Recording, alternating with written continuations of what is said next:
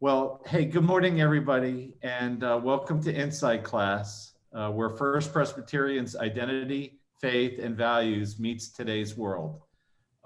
We are, of course, doing this on Zoom because of the pandemic, and we're recording also, and we'll be putting it on the church's YouTube channel this afternoon for people to be able to see after the fact. We're in the midst of a series of about ethical and moral choices at work, and have had a series of speakers that have different professions, different backgrounds that can address the questions that we're asking on this subject. Today, we're very privileged to have Connie Ryan, who's the Executive Director of the Interfaith Alliance of Iowa, to talk with us. And the title of her class today is Capitalizing on Diversity. So Connie, welcome to First Presbyterian, at least the virtual version. And I'd welcome you to talk with us. Thank you so much. I appreciate being able to share this time with you all. And I love the relationship that Interfaith Alliance of Iowa and First Pres have had since 2012. And you may or may not know that you have, for all these years, hosted a monthly luncheon called Intersections at First Pres. And that has always been in person until the pandemic hit. And so we're very grateful and thankful for the partnership that we've had for these many years. And if you have not been part of Intersections, it is now online, obviously, as everything is online. So that's always the first Friday of the month. So you can join us at any time for that. And we, in December, the first Friday, whatever that first Friday is, I forget the date, but we are going to continue to do that series. We just had a conversation about politics and the election with a professor from Drake University last week.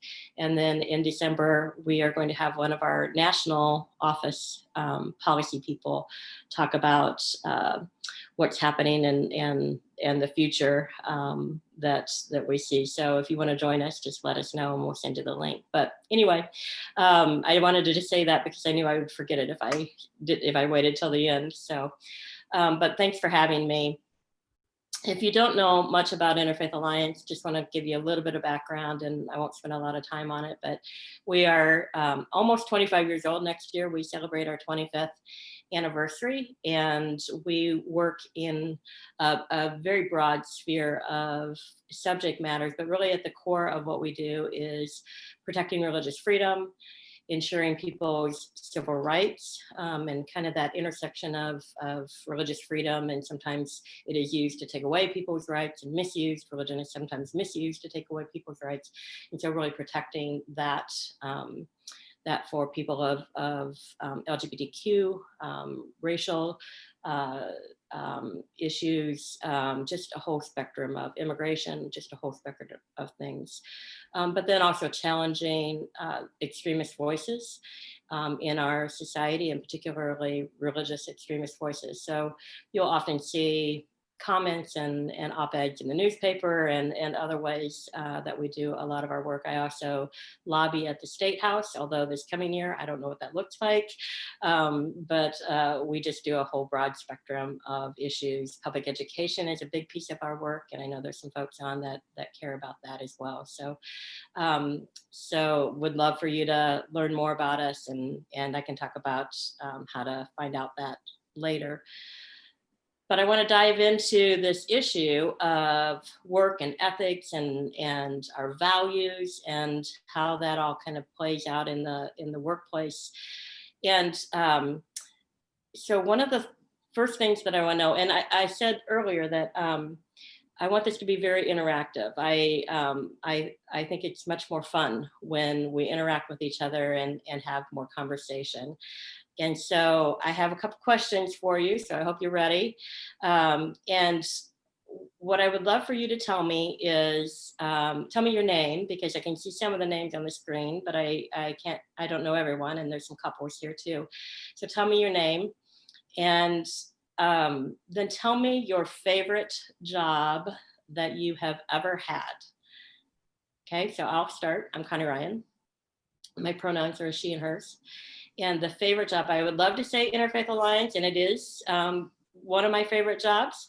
But really, if I'm honest and truthful about it, my favorite job that I've ever had was I was a clerk for a state representative back in my early 20s. And I always had been loved politics.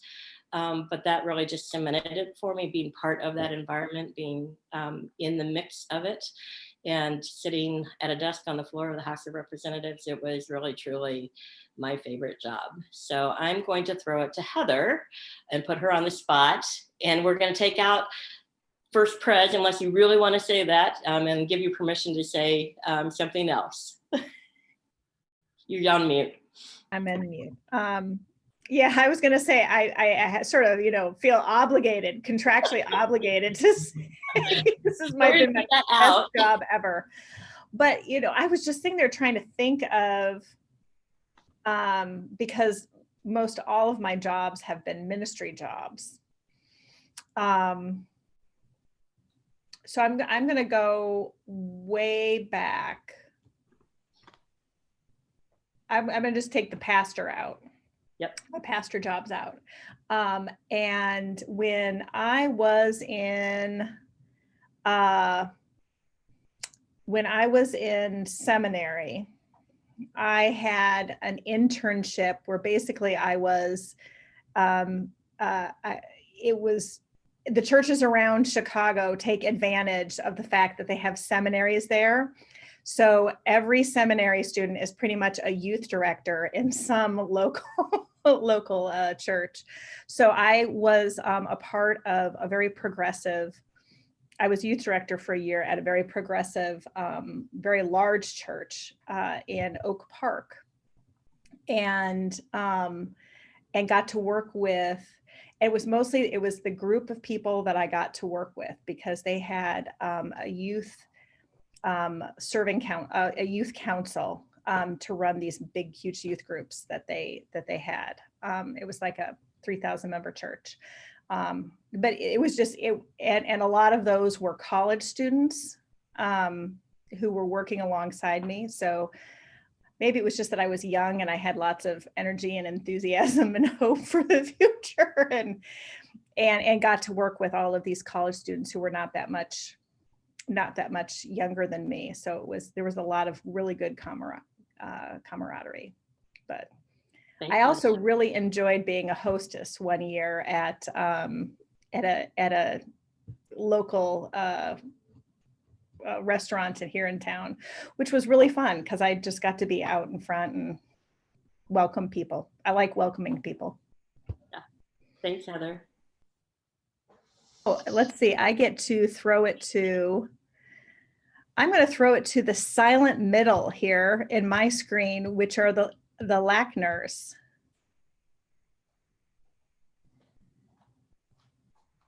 Can you hear me? Are we off mute? Okay. So I'm Tom Lackner. I've been listening to Heather and trying to think what my favorite job was or is. I guess my favorite job is being retired. But other than that, I think my favorite job was, I was actually self-employed. I was writing a couple of guidebooks to one of the rainforest parks in southeastern Queensland. And so this terrible, hard job involved getting up every morning and taking walks on the trails in the park, listening to the birds, looking at the flowers, looking at the views. It was just an awful job, but somehow I managed to survive it. My relatively few Facebook friends, I've just inflicted a week of those pictures on them, and there will be more weeks to come, so you might want to unfriend me. But that was my most favorite job. Other than that, I guess my favorite job was probably, my favorite real job was teaching at Alexandria Station, also in Australia, one teacher school, anywhere from say 8 to 30 kids at a time. It was a lot of work, but it was a lot of fun. And now it's Nancy's turn. Hi, I'm Nancy Lackner. I have trouble with this question, in part, I think, because of an evolving feeling as to what job is ideal at the time in my life at the specific time. But I think my current job probably is all in all my favorite. But I've been there for 20 years, so it's a long time experience. And that is working at the Indian Creek Nature Center in membership and development.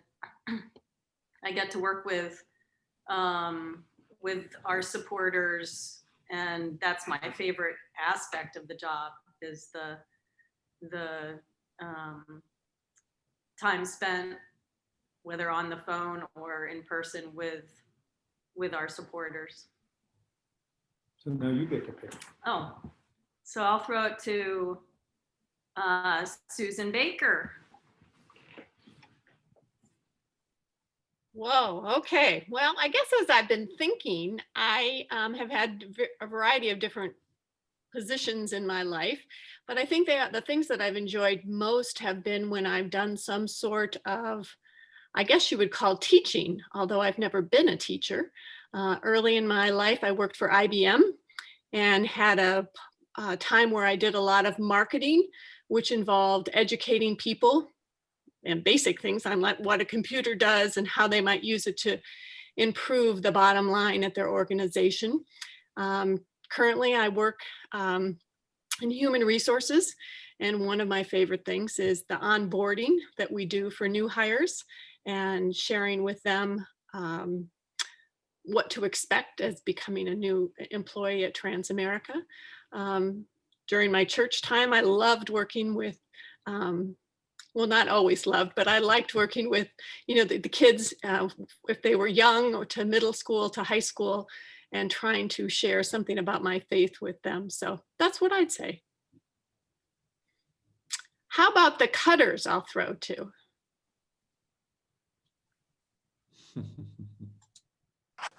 Go ahead. Oh, okay.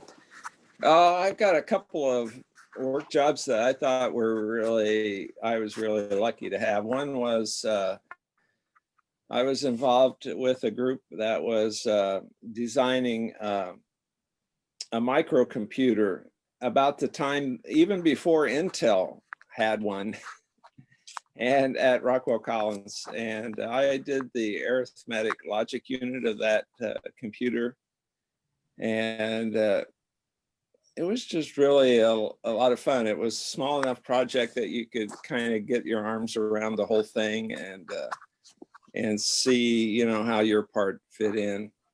And I think another thing that I was really happy with was recently doing this RILA program. That's a Rotary leadership program, a week-long conference for high schoolers that seem to have a positive impact on their life, from that point of view. So that's been a lot of enjoyment and a way to engage with kids. I think people my age often are afraid of teenagers because they're kind of different, but you kind of really get involved with them, and it's a way to really engage with them. And from my point of view, being around young people, kind of keeps me a little bit young as well.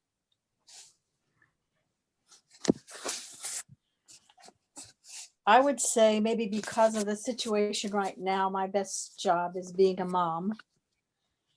But that's pretty obvious. My work jobs that I found most interesting. One was writing the original semi-truck driver training for Kirkwood when they first started that program. You can imagine how equipped I was to do that. But probably my real favorite job was covering crime in the courts for the Gazette. That's it. Oh, I don't know who else is there. This is the Wildings. We can talk. Okay. My current job is a pretty good job. I manage a research group at Collins Aerospace. But I would say maybe my favorite job was being a research assistant when I was doing my PhD work, where I got paid to do basically dissertation research, and that was a lot of fun.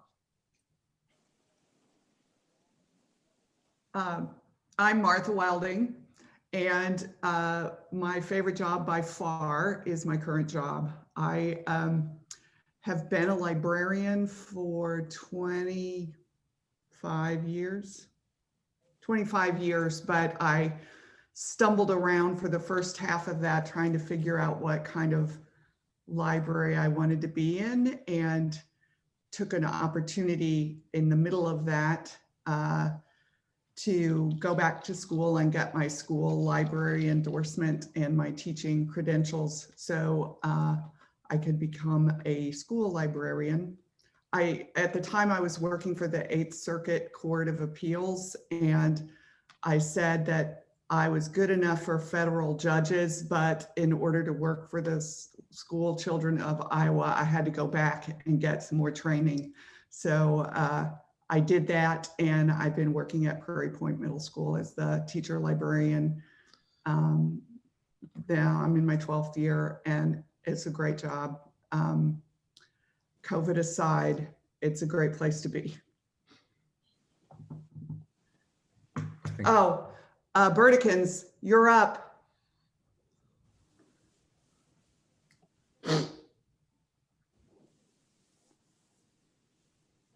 They're gone. I'm John Burtikin. I'm a retired physician. I'm going to say my favorite job was when I was working in the Air Force Academy Clinic with the retired military and the other military doctors. So that was only for a couple of years, but it was nice driving to the Air Force Academy every day. It was like driving into a national park, and it's a good group of people. So I'm going to turn it over to Cynthia here. It also helped that he didn't have any call or weekend work to do for the first time in his experience as a physician. I'm Cynthia Burtikin. I trained as an audiologist and worked in that field for several years before retiring to be a mom, which, as Betsy said, was certainly a favorite. I've done a lot of volunteer work. My most recent paid job was Lynn County Medical Society Executive Director, and I retired from that this summer, yay. But I think the favorite thing I've done over the years was chairing a conference on peace, mission, and justice issues that I did for 3 years at my previous church.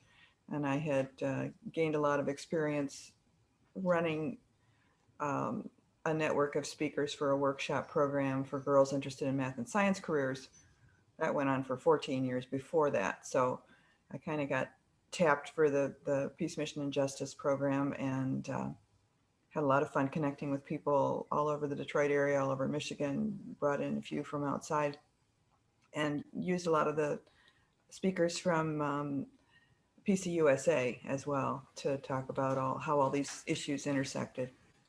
So one year we studied Africa, another year we looked at Central and South America, and our final year we had worked up to Middle East issues of peace and justice.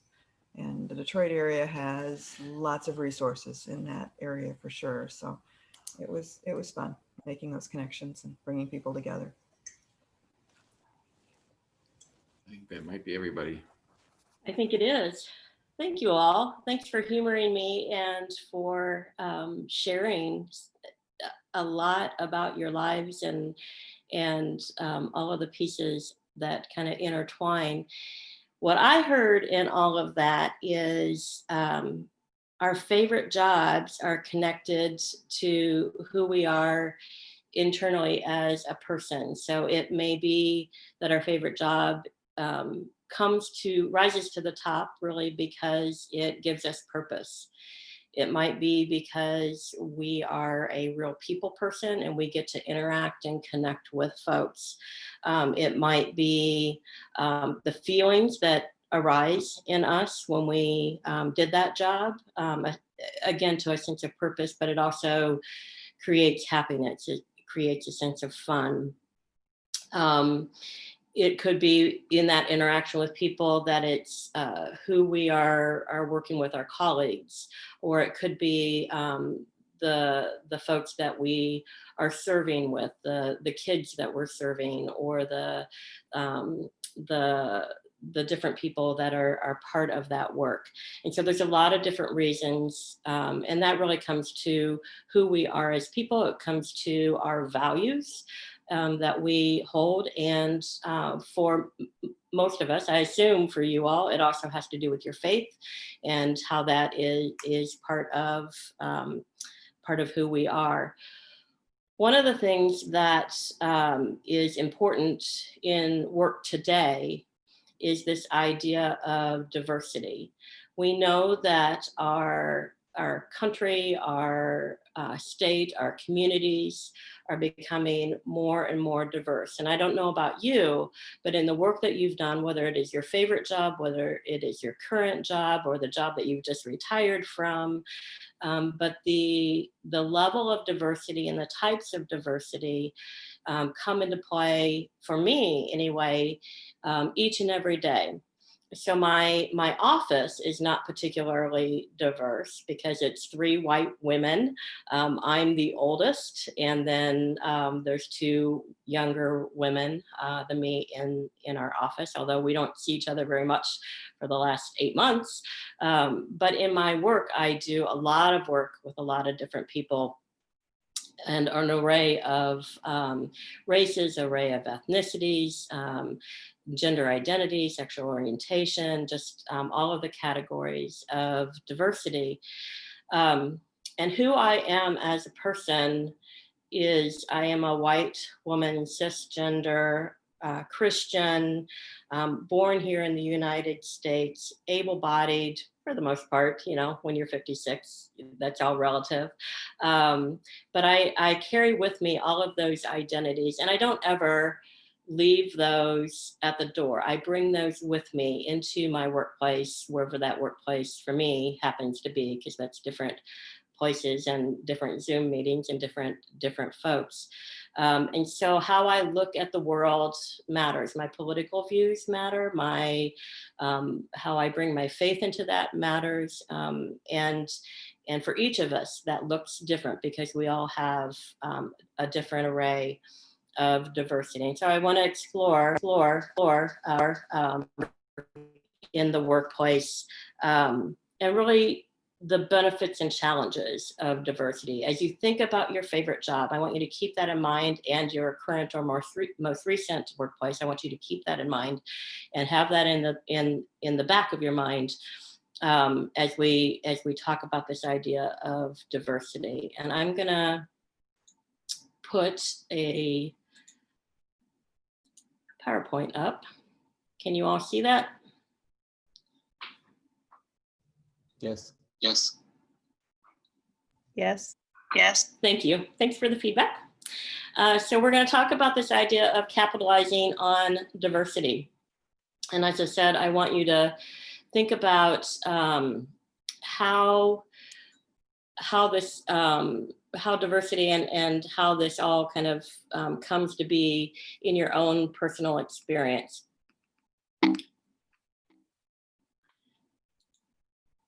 All right.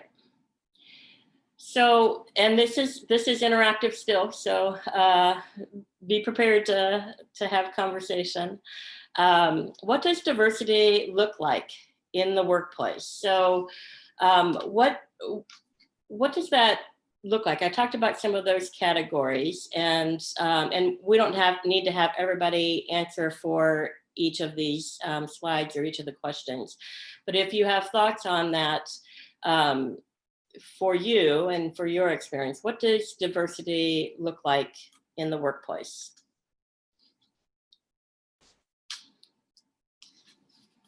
And I can't see all of you because of how screen share works. So if you have a thought on this, just chime in.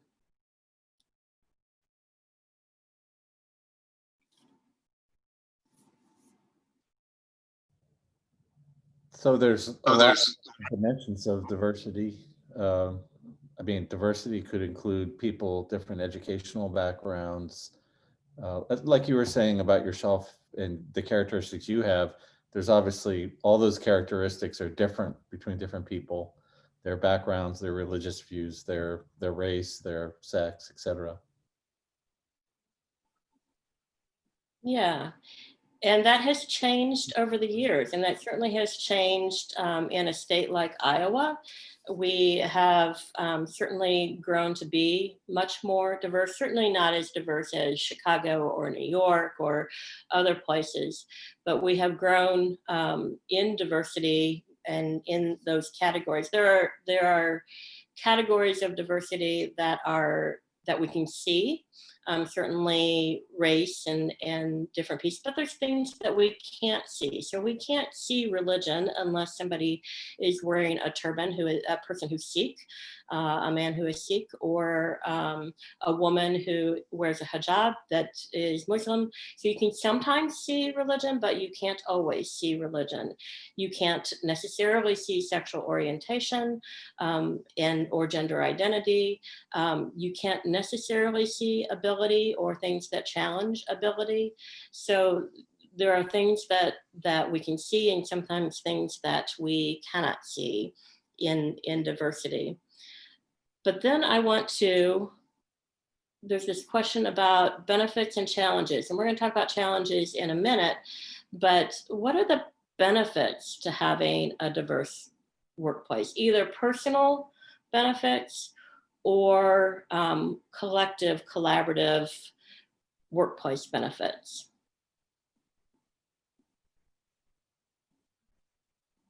Just having a variety of different viewpoints on things, even if the diversity is only different ages of people, even say within one church community, has always brought interesting ideas.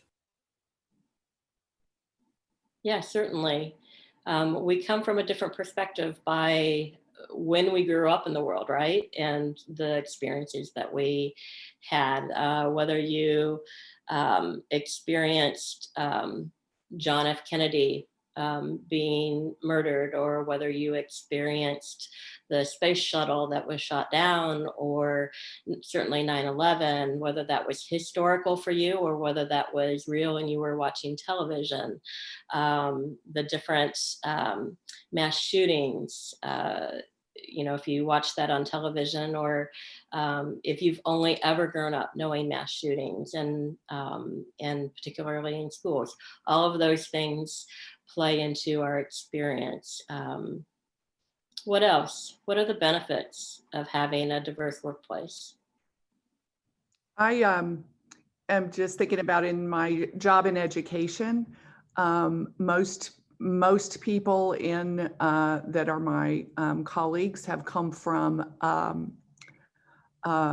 they went to college, they majored in education, or they majored in whatever they were going to teach and got their teaching credentials and started teaching, and a very sort of traditional route. But I really appreciate, and maybe it's because I feel like I'm one of them. I came from a different place, so I always had this sort of not crooked, but like a scant sort of view of things that's a little different angle. And there's others.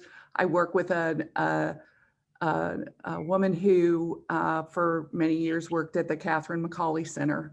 I worked with a woman who was a nurse, and now she was following her passion of creative writing to be a teacher. There's another person who has worked in business and she's come over and now teaching business. So it's just a diversity of experience in a place that might otherwise be at least homogeneous on that one particular aspect anyway. Yeah, and I would say for that, Martha, that bringing those different experiences enriches your experience as a colleague, but also the environment that you're working in, and that enrichment is invaluable, I think, in any work experience. Any other benefits that you want to add to the conversation? I think also it can be a wonderful exposure for your organization or company work environment. Many young people are now, or people entering the workforce, are looking for a diverse place to work, and or looking to purchase products or be part of whatever you're marketing if you have diversity and embrace diversity. Absolutely. Thank you, Susan. Yeah, so you can, some of the benefits to think about are just all of those pieces that have been said already, but also you can draw from a bigger talent pool. If you are looking to intentionally have a diverse workplace, if you are in the position to hire, and so if you're thinking outside the norm of even your community, you're able to draw from that bigger talent pool. Employees who come from different cultures, different backgrounds, often speak different languages. And so that can be, depending on the workplace, that can be quite beneficial to have folks who do speak different languages. And sometimes they bring with them also different skill sets, and as we talked about earlier, different experiences. Sometimes it is also a matter of having different ways of thinking, different perspectives. That when you bring those different experiences, you have a different way often of looking at things, how to solve problems, and be innovative. And then when you create that sense of welcome in a diverse workplace, folks become more comfortable with that idea, and become more comfortable then in society as well, when you have the interaction, the day-to-day interaction of working with people who look different and are different and speak a different language, and all of those pieces of diversity. It enriches us and builds a comfort level with diversity itself. So then the flip side of that is, what are the challenges to having a diverse workplace? Because, you know, it's not just all perfect. Our world is never perfect. And so there are challenges that are associated with a diverse workplace. And so what might those be? I think the biggest one, certainly the biggest one that I've ever encountered, is the people who bring the diversity to a workplace are often the, excuse my sexism, the odd man out. There is, other people have prejudices. I only have opinions. But in places where there is no diversity, everybody has the same opinion. And then when that different person comes, they have to put up with those opinions or prejudices and try to change them. And that can be a very difficult thing to do. People are resistant to change, any sort of change, whether it's their diet or their religion or their opinion, their political opinions. People just don't like to change, and somehow trying to fit into that very different environment can be can be very challenging on the individual who's coming in. Yeah, it can be a burden, certainly, for that person to have to carry that. Thank you, Tom. What are other challenges I in know having a in the case of having a Muslim in the workplace, sometimes the other people working with them have to accommodate their prayer schedule if they're observant, which can cause some resentment, but it certainly is doable. Yep, thank you. I know one of our speakers that came to the Middle East Peace, Mission, and Justice Conference asked for a place where he could pray, because the conference was going to cover a time when one of the prayers needed to happen, and the imam went into the chapel and found an Eastern wall. Not something I thought about ahead of time, but on the spur of the moment, we needed to find that for him. It was pretty easy. Yep. Thank you. Other challenges? I'm not sure how to frame this, but I mean, or think through this, I'm going to sort of talk but I think when you have a variety, a diversity, trying to find a shared page of language or values that can move you forward, and making space. Sort of, it's along the lines of what Tom was saying. You can't make an assumption that everybody values this particular, practice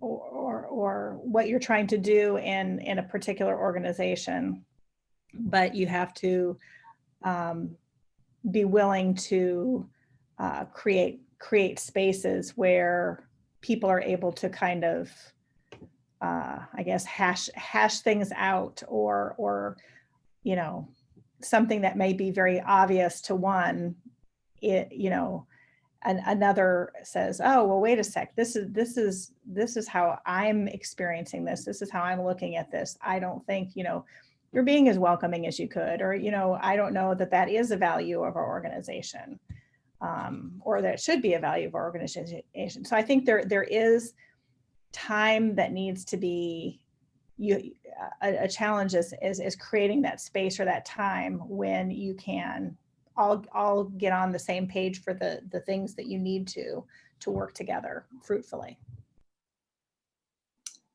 Yeah, thanks, Heather. And so some of the other challenges that we might have and that we can think about are, I talked earlier about a benefit is having people that speak different languages and bring those gifts and skills. But the flip side of that is sometimes then the team may have challenges in terms of communication if English is not the primary language, and different accents that are associated with that. And so communication can also be a challenge. People may be self-conscious about whether or not they are saying things appropriately, doing things appropriately when you have a diversity of cultures, particularly, not wanting to offend, not intentionally or unintentionally. And so that can be a challenge of being your authentic self. As somebody referenced earlier, people don't often embrace diversity. That in and of itself is a challenge, and adapting to that can create tension in the workplace. There may be training that is necessary to help folks understand the different parts of diversity and how to be part of a diverse workplace, and that can cost money to provide some of that training. And being part of a diverse workplace can challenge your own personal biases. Whether or not you think that you are an unbiased person or not, we all have different things that are ingrained in us. And so just being part of a diverse workplace, working with people, alongside people that are different than us, different than how we grew up, different than how we live our lives, they can challenge our own biases, and that can be disconcerting at times for folks. So assuming go ahead. The medical community here in town is among the most diverse populations in Cedar Rapids. And so working with the Medical Society, we were always trying to, make sure we had a diet for a program that covered everybody's needs. But yes, there are challenges with accents in their workplaces, certainly with their patients. There are challenges among physicians trying to get them to stay here in town if they're not part of the majority population is difficult. Some of them don't feel welcome. Some, even people who've been here long term, have felt that they weren't getting the recognition they deserved, or they weren't as honored as some of their colleagues because of their different backgrounds. So we face it in ways that you don't think about sometimes among the professionals here in town. Thank you, Cynthia. Yeah, that is, and we don't often know what we don't know, right? We don't necessarily know that that other folks are facing those challenges, and so I'm going to talk about two different pieces. One is this idea of bias, and another is dialogue. So assuming we believe the benefits outweigh the challenges, how do we use this idea of diversity and create the best welcoming environment? So one of the pieces that we have to do is challenging our own sense of bias. And it is often easier to feel safe and to feel comfortable when you are spending time with folks who are who look, as I said, look like us, act like us, have the same language, have the same Midwest accent, all of those pieces. But diversity also brings those benefits that we talk about. And so we have to kind of dig down deep, be honest with ourselves, look internally, and address the bias, being honest with ourselves and what those biases might be. But then also addressing some of those biases with our team and in the environment that we are. And thinking about the biases in different ways. So it could be around race, it could be around religion, and it could be around sexual orientation, all of those different categories that we have in our society. And biases are not necessarily something that we understand or that we even can know at surface level. Sometimes they're very deep and ingrained in us. And so thinking through what those are, if we're having a reaction to someone, thinking through what those are and where those come from, and being honest with ourselves. And the other piece of it is then civil dialogue, real dialogue, and open, honest, and purposeful dialogue in our workplace.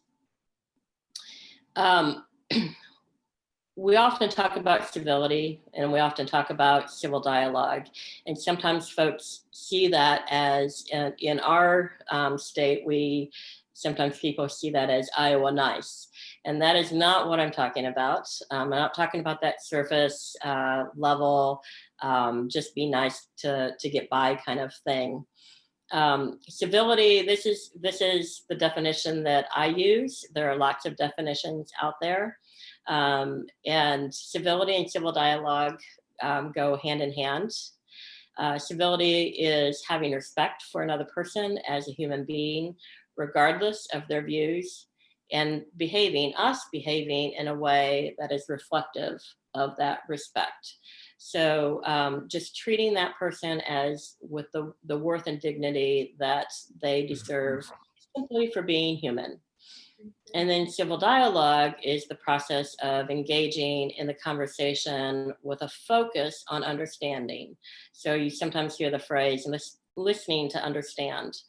Not with the goal of changing the other person's viewpoint, not necessarily even changing your viewpoint, although that certainly can happen, but listening to understand the other person.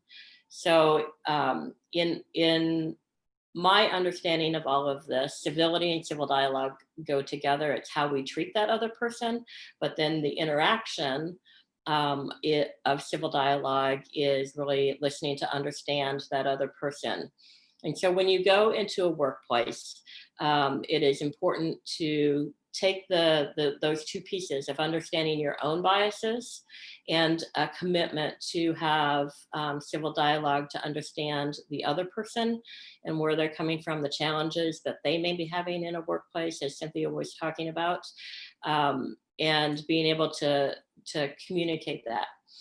In our world, we seem to have gone down this rabbit hole of incivility and not being able to talk with one another, not being able to engage in a positive, active manner. And so I'm wondering what, and this is beyond the workplace, it can't include the workplace, but it's beyond the workplace, but what really is breeding incivility in our world? What are some of the categories, the big picture categories of what is really increasing, enhancing, breeding incivility in our world?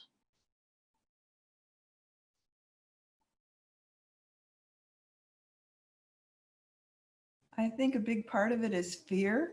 People have been told that the other is a fearful thing, whether it's a communist or a socialist or a right-wing Nazi, neo-Nazi. We're all pigeonholed into extreme categories that are causing a lot of fear. I think another thing is social media and the anonymity that comes with it, and also the rapid transmission of information and misinformation.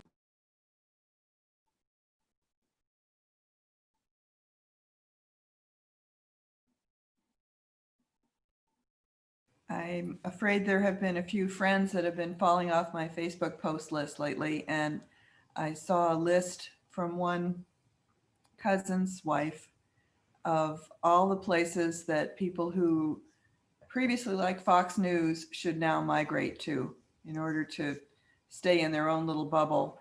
And I find that scary, that we're losing touch with people and we won't even be able to talk on any level because some have felt, I don't know, not included or pushed away or scared.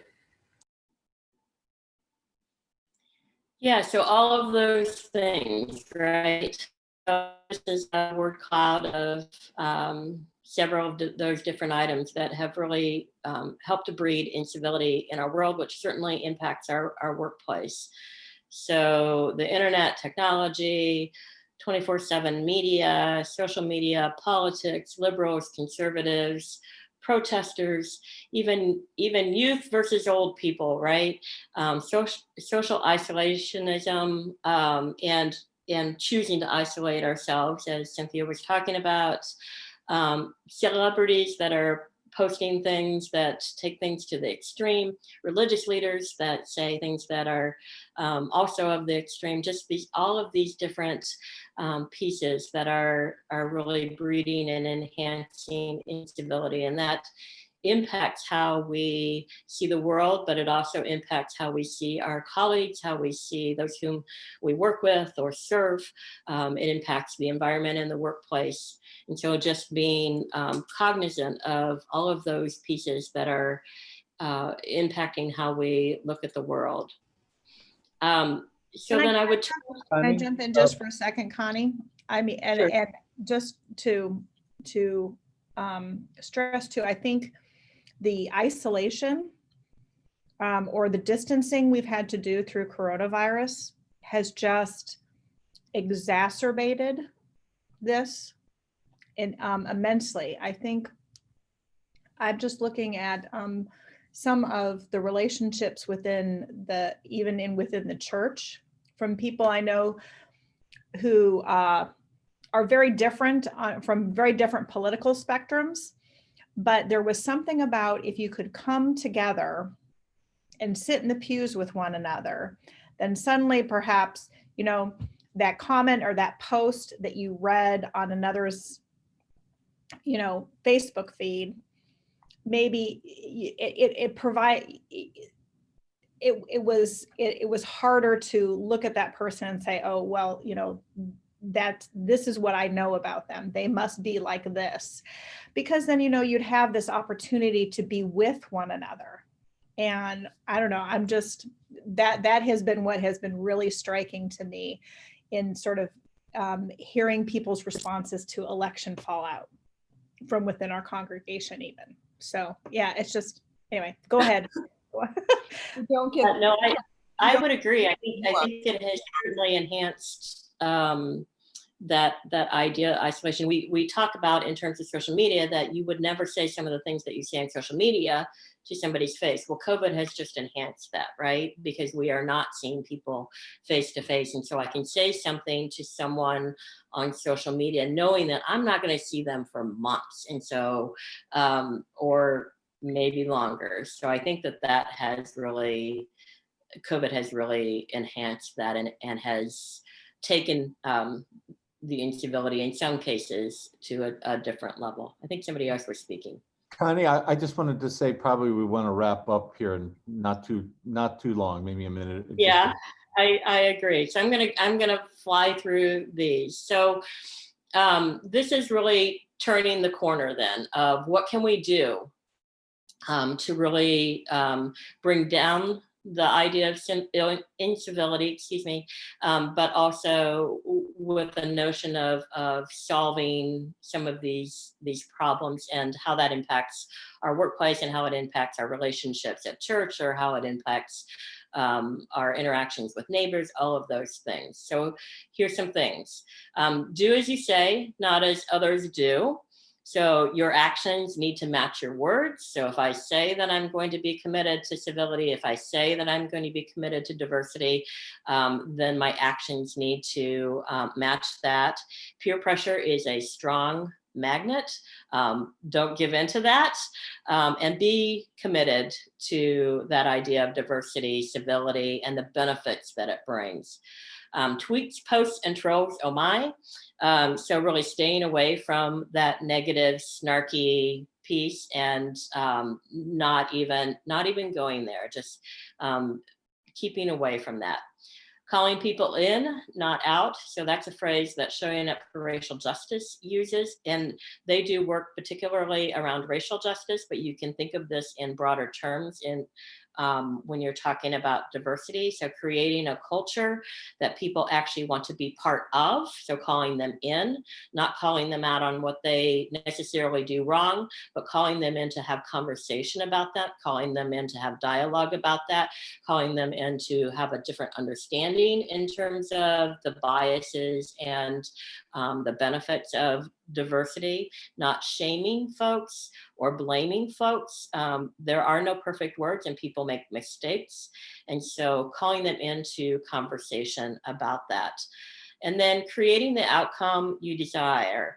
And that really is about being that vision of what you would like in terms of diversity, imagining how the environment might be, and then creating a plan and a path to get there.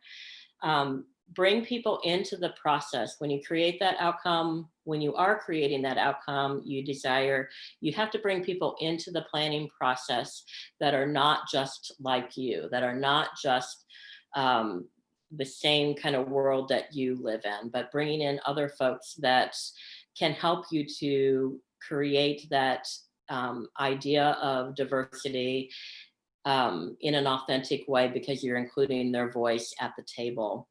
And sorry, we spent a whole lot of time on the first part of it. So then creating a welcoming environment. Here's some things, and I can send these slides also to y'all if you want any of them. Creating a welcoming environment. Make a commitment to the value of diversity and build intentional relationships. Be aware of and acknowledge your own biases and privilege. Seek out people with differing experiences and views. Honor the dignity and worth of every person. Look for your shared values and your common ground. Create new ways to communicate together. Listen willingly. I think that is one of the keys. Acknowledge disagreement and differences genuinely and ask clarifying questions before responding. Recognize that your words and actions have consequences. And welcome creativity, how you can look at the world differently and how you can solve problems differently. And then, what if I messed up? Well, there's always a new day. So you get up the next day and you make a commitment to do it differently, to learn, to listen, to involve yourself with different people, to know that we don't always get it right and we don't always have the answers. And so we will mess up, and knowing that's okay. It's how you take that and you move forward with that, and you are committed to solving and creating that welcoming environment. My apologies for not managing the time better through that, but it was good conversation, and it was good to have you be involved in that conversation. But I'm happy to answer any questions that you may have, or if you have any other thoughts that you want to share. Maybe we have time for one quick question. Or zero. Zero is okay too, maybe.